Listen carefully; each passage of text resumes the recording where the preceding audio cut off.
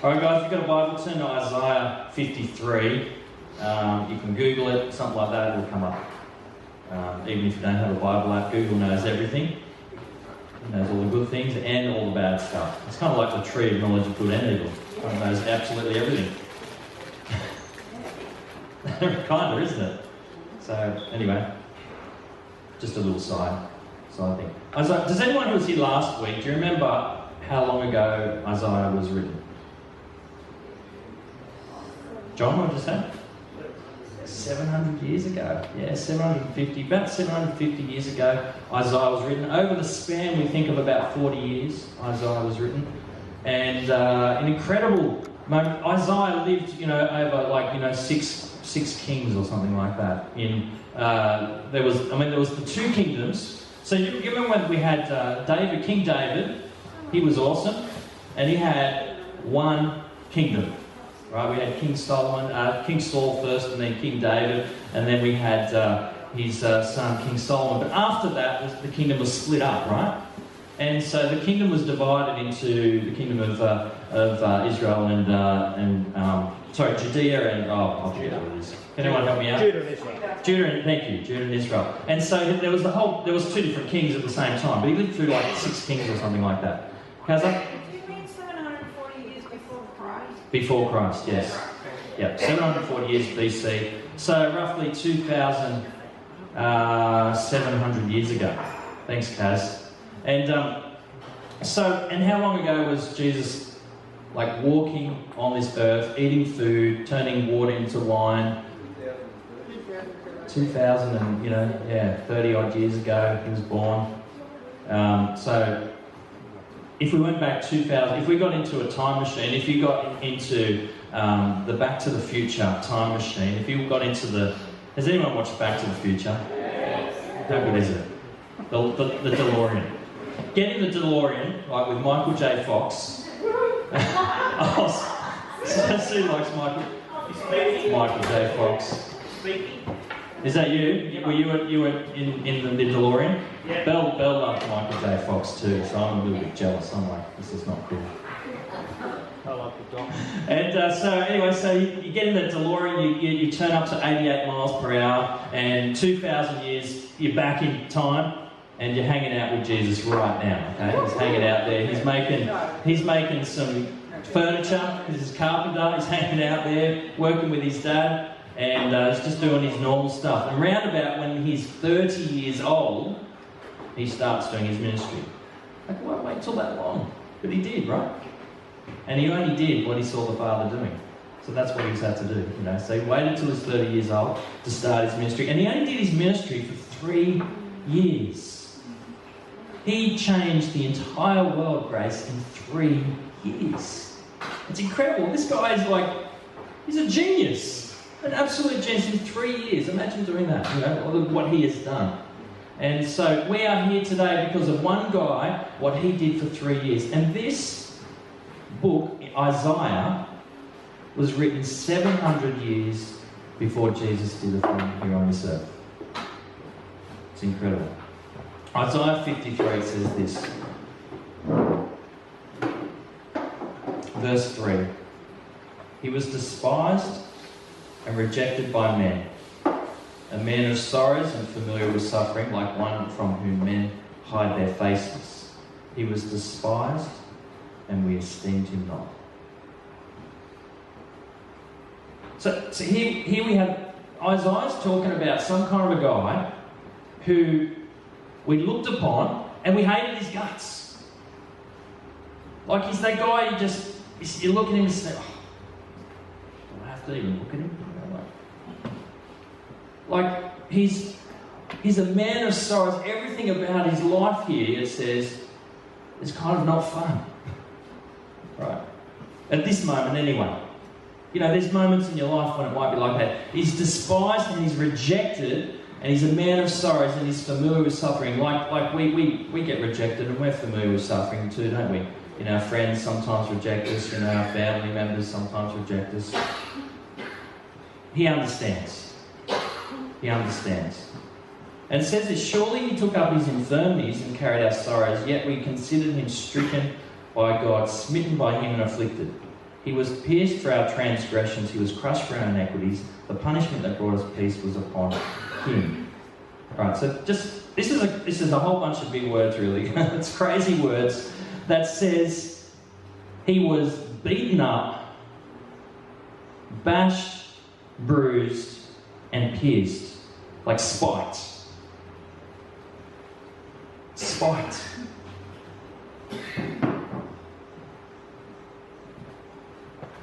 He was punished. God was punished. He was punished. And yet, it says he was punished so that we could have peace. Doesn't make any sense, does it? I mean, this is our foundation. This is what Mez was talking about before. This is our foundation. It's something that we cannot let go of this ever. It's something for you young guys, you've got to grab hold of this with like 3 hands, right? And just hang on to it and never let go. Alright? Yeah, use your 3rd hand and just kind of grab it, you know. It's like, just grab it, right? You just never let go of this knowledge.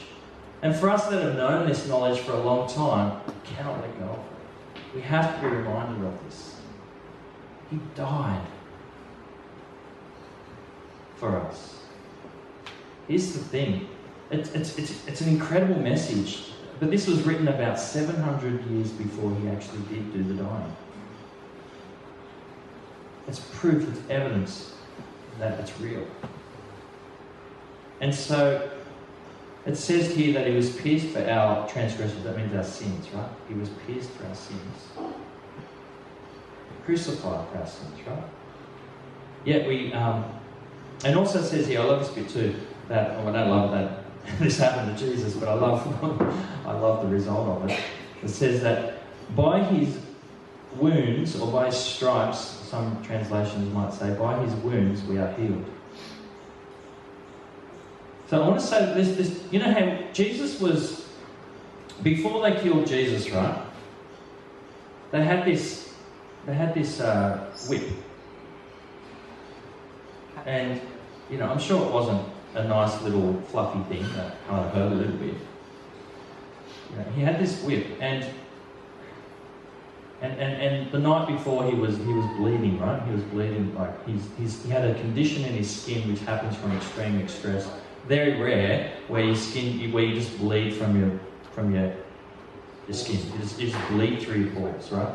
And what it does, it makes your skin like ridiculously sensitive to touch too. And here's our Jesus.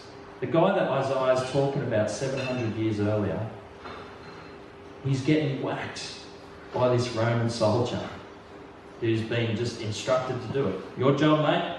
It's like, you know, it'd be Jeff's job, you know, wouldn't it? It'd be, because he's the biggest bloke here, right? So he'd be the Roman centurion, right? So he'd be like, rightio, it's my job. Whack. 39 times. 39 times. And it says that happened to him so that we could have healing. And this is really, the cool bit about this is, because Jesus lives inside each, you know, everyone who's accepted Jesus as their Lord and Saviour, Jesus lives inside of you. Like, full on. He lives inside of you. And that means that you can lay your hands on the sick and Jesus will heal them. It means you can pray for people and they will get healed. This is truth. And if this is not true in your life yet, just keep going. There's a guy called John Wimber, who's one of my personal favourite heroes. He's a lot like what I was. You know, he was a muso. He was a professional muso. He was an atheist professional muso, right? Hey, that was me too. An atheist professional muso, just trying to do the muso thing, living my life for myself. And so was John Wimber. And he became a Christian. And it's kind of funny. He became a Christian. He became a Christian in this conservative church. And so he got stuck in, he became a Christian. He's like, oh man, this is awesome. Somebody said, read the book of John. So he started reading the book of John. He's reading through the book of John, and then he finishes John, and who knows what the next book is?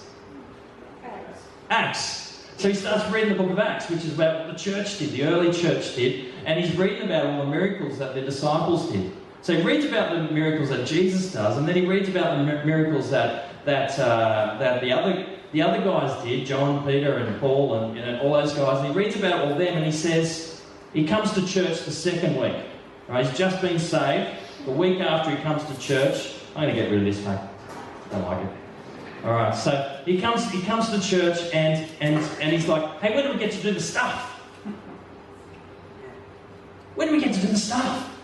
And a guy who's much more mature in his Christian faith, he has read the Bible several times, and says, well, John, we don't do this stuff anymore. We just believe, and we have faith. And he was like, oh, stuff doesn't happen anymore. But then he kind of thought to himself, you know what? It says here that it should happen. And in John 14:12 it says, like, if I go to, this is Jesus talking, if I go to the Father, then the stuff that I'm doing already, you guys are going to do even great stuff than that. And so he's like, what? Are you serious? And so literally, John Wimber started praying for people on the street. People he didn't know. Random strangers, right? Total random strangers. And he went and prayed for them and would lay hands on them. And, you know, so from the very first person he prayed for, what do you think happened? No, nothing. Nothing happens. Nothing happened. And he said he prayed for 100 people before one person was healed. But then there was breakthrough. It was like a test from God. Keep praying. Keep doing it. And he did. After 100 people, he started praying, and he released one of the biggest movements of God in the 20th century. And the Vineyard Church is a result of John Wimber's ministry.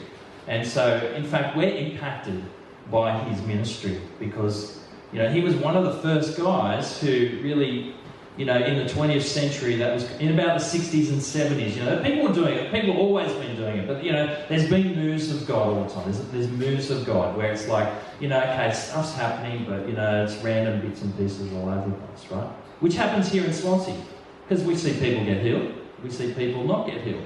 But there's a move of God, and the move of God is coming, I believe, where it's the norm for people to get healed. And we're like surprised when somebody doesn't get healed, right? As opposed to we're a little bit surprised if somebody does get healed sometimes. You know, we can do that, can't we?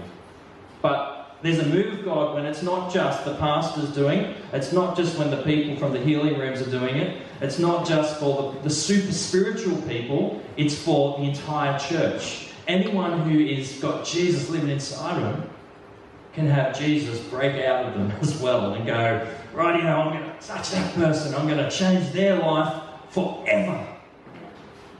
And I remember when I gave my heart, because I was an atheist, right? I didn't believe in anything. And when I gave my heart to the Lord and I was filled with His Spirit, oh man, it was just crazy. Nobody told me what was going to happen.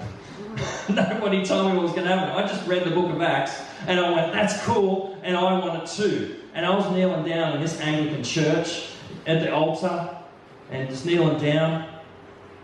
And this guy came and prayed for me. I'm like, come on, Lord, something happened. Something. And then all of a sudden my eyes started flickering. And then my whole body was consumed with something.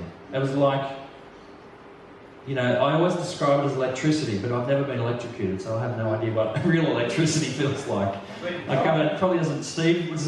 Not good. Not good, yeah. So, but it kind of, you know, this, and I was nearly falling over, but I was on my knees. I was kind of like, I don't know what was going on, but I changed from that second. I was completely different from that second. And this is the Jesus that has died for us so that He can live inside of you and do incredible stuff. The faith there was just amazing one night. Just one night was just so amazing. We went out in the street during the day. So we went out in the street and we just said, look, I was leading this mission group and had a chance to preach to this church for like 4 days straight. So they asked me to come and preach. I'm like, cool, that's great. I took a few young people with me. It was awesome fun. And then when you turned up, here's the schedule, here's your preaching schedule. So from 9 o'clock till 12 o'clock you'll preach on Monday morning, and you'll have half an hour off. And then we'll get you to preach for from 12:30 to 3:30, and then we'll go do mission afterwards. 6 hours of preaching. So a whole bunch of the young guys preached as well. I preached a lot of preaching. There was times when we were at this youth camp, and they gave me 10 seconds to know that I was preaching for, in front of 300 people. Glenn, you're up. You ready? Yep. I'm ready. I'm ready.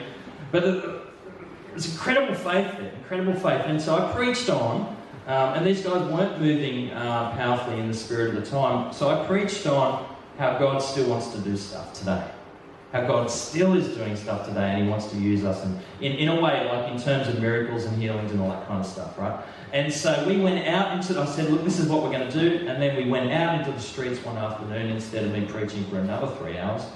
All right, so we went out into the streets in, groups of 3 or 4, some 2 and 3, and we just went out and we stopped people. Hey, can we pray for them? And we prayed for them, and incredible things happened. And then it was just that night when we came back to church, people were coming forward for prayer, and it was literally, it was taking them longer to tell us what the problem was than it was for God to heal them. And at the moment, I was just like getting a little bit cranky, like it, and I'm like, just hurry up and tell us what's wrong, because there's a massive line, and God is healing every single person right now, and I don't want to lose this, So tell us what you got. Okay, I've got a back problem. All right, let's pray for it. Boom, God's done it. God's healed. Right? There's nothing about us, nothing about me, but just this is the God who lives inside of us. Right? This is what He has for each one of us. This is what He has for you young guys. To be able to go to, your friend's got a bleeding nose, and this didn't happen to me. I didn't have the bleeding nose, but somebody did. A young guy had a bleeding nose, and her friend, she had a bleeding nose. Her friend sort of like pushed her to me, and said, "You're the Christian dude," because I was a Christian dude in school, right? "You're the Christian dude. Make her nose stop bleeding." I'm like, all right, okay, let's give it a crack. So I got her friend to lay hands on the nose, and I prayed, and her nose stopped bleeding instantly. And not only did the nose stop bleeding, but the blood that was there, the stain of the blood that's there for a little while, it disappeared. It completely disappeared. God is the God of miracles. God is the God of... And this is the God that Isaiah's talking about. We can't get excited enough about this. We really should be jumping up. And this should be a black church in Southern America where we're all jumping up and down. Like, honestly. We should be that excited about church, that excited about... Like, I cannot wait to come to church most weeks. I am so stoked that I get to come to church. And I couldn't care less what I do here. I would be so stoked to come to church. If I was preaching, if I was playing music, if I'm sitting in a seat and doing absolutely nothing else, if I'm doing anything in the kitchen, I would be so stoked. I'd be like, this is the day. This is my day. This is the Sunday. Come on! Alright? I mean, seriously, like, I'm about to explode, and you guys look like you're not going to explode. And I want you all to explode and go... Alright. This is such exciting news that you can lay hands on a sick person and they can get healed instantly and their whole life is transformed, Josh. It's incredible what will happen when you lay hands on somebody and say, hey, can I pray for you? It's ridiculously crazy that God would allow us, would say, hey, I want to do this with you. Like, Steve, I want to do this with you. Can I do this with you? Let's try it. Let's do it. So we will. We will, I promise. But I still got some more revving up to go. All right, so this Jesus died for you guys. He died for us. He was so desperate to come and live inside of each one of us and do the stuff that He wants to do. He's so desperate. He is so desperate. After that 39 lashes when He was healed, for our healing. He died on that cross for us, for our sins, so we could be forgiven. And so there's two things we're going to do today. Our sins separated us from God. And it still separates us from Him. But He died to take away that separation. So here's the thing, we're all going to die one day. And each day we get a little bit closer to that day. The sad truth, but it's a real truth. And it's a thing where we just got to deal with that. When we die, the Bible talks about we go one of two ways. We either go to heaven or we don't. And it's something that keeps me up at night. It's something that gets me up early in the morning to pray. We have to accept Jesus as our Lord and Saviour because we need a Saviour. We have to have a Saviour. Otherwise, He says, look, I'm not going to, He's a gentleman. He's never ever going to force Himself to say, like, I'm going to live inside of you, like, Josh, I'm going to live inside of you. He doesn't do that. It's like this. I'd love to. And He knocks on the door. Revelation says, I'm knocking on the door. Open your heart to me. And I'll come in. And it's free. And it costs it costs your entire life. But it's free. And so today, this morning, we're going to do a couple of things. We're going to pray for people and we're going to sing get healed. That's the first thing. Yeah. And we're all going to pray. So, because this isn't about me, so sometimes we get people to come up front, and that's okay too. But today it's not about that. It's about knowing that all of us have, if you've accepted Jesus as Lord and Savior, you have Him inside you, you can pray for people and they'll get well. So we're going to do that. But the other thing too is that there might be people who need freedom as well from something. And so we're going to pray for that too, because He gave us the ability to pray for people and see them get free. And the last thing we're going to do is we're going to get people who need to accept Jesus as their Lord and Saviour come up front and we're going to pray for them. There's three things. We're going to pray for people who need healing. And we're just going to get people to stand up and we're just going to have people gather around you to pray for you. And two, we're going to pray for people who need freedom from something. Don't have to even say what it is, just need freedom from something. And we all probably need freedom in some area of our lives, don't we? It's really just about who's brave enough to stand up. And then three, we're going to get anyone who wants to have Jesus as their Lord and Saviour to come out the front. And we're going to pray for you. And your life is going to be transformed and renewed, and it's going to be awesome.